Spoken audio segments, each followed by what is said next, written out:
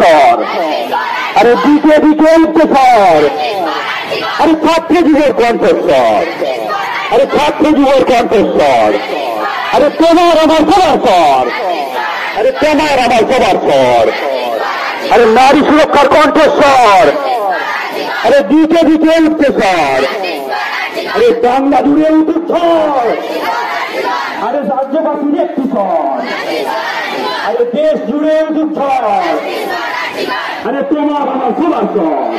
অপমানিত বোধ হবে। আমাদের এই প্রতিবাদী মিছিলের মধ্য দিয়ে যে শুধু আমরা ওই চিকিৎসকের প্রতিবাদ চাইছি তা নয়, তার জাস্টিস চাইছি তা নয়, তার সঙ্গে জাস্টিস চাইছি সমাজ সুরক্ষিত হোক, নারী জাতি সুরক্ষিত হোক। আমাদের সঙ্গে রয়েছেন সুতাহাটা থানার প্রশাসনিক বিভাগের বিশেষ কর্মকর্তাগণ, আমাদের সেখানে আমরা আপনাদেরকে অবগত করার জন্য রেখেছি। আমরা তাই এবং আমরা ক্রিয়েটিভ একাডেমি কৃষ্টি সৃষ্টি ও শিক্ষার আদর্শ নিকেতন আমাদের এই প্রতিবাদ মিছিলে মাইক্রোফোনে উঁচু ক্লাসের ছাত্রীরা যে স্লোগান বলবে, কয়েকটি স্লোগানের মধ্যেই আমরা সীমাবদ্ধ থাকবো, যাতে তোমাদের প্রতিবাদী স্লোগান দিতে সুবিধা হয়। যখন মাইক্রোফোনে শুনতে পাবে উই ওয়ান্ট জাস্টিস, তোমাদের প্রতিবাদী স্লোগান হবে জাস্টিস জাস্টিস।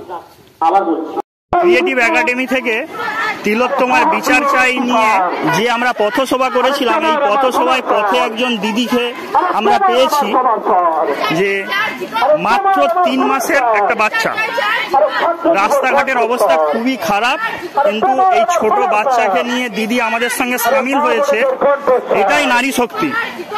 আমাদের এই মিছিলের যে সার্থকতা বিঘ্নিত হবে, অর্থাৎ কি বলছি বোঝাতে পেরেছি, আমাদের 3 ধরনের স্লোগানের মধ্যে আমরা সীমাবদ্ধ থাকবো এবং প্রত্যেকে দীপ্ত কণ্ঠে প্রতিবাদী কণ্ঠে আমাদের সেই ভাষা গলা থেকে বেরোবে।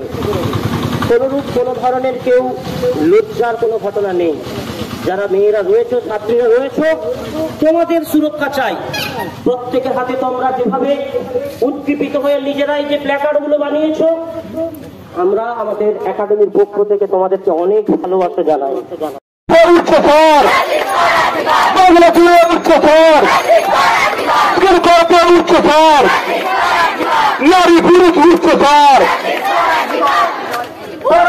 উচ্চস্বর।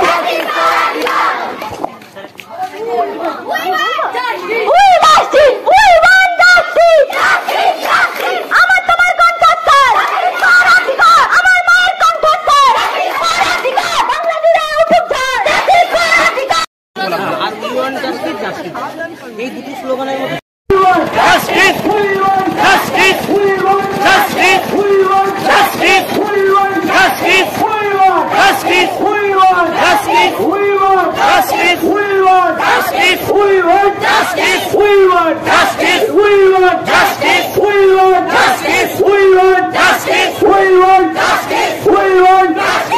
নিজের বাড়ি মানেই মাথার উপর নিশ্চিন্ত ছাদ। ছাদকে রক্ষা করুন রোদ বৃষ্টির যাবতীয় প্রকোপ থেকে। আপনার বাড়ি নতুন হোক বা পুরনো, পেন ডক্টর লিগ গার্ড ভ্যাকসিন, যা প্রিমিয়াম ওয়াটারপ্রুফিং সার্ভিসের মাধ্যমে বহু বছর সুরক্ষিত রাখে আপনার ছাদকে। বিশদে জানতে এখনই ফোন করুন।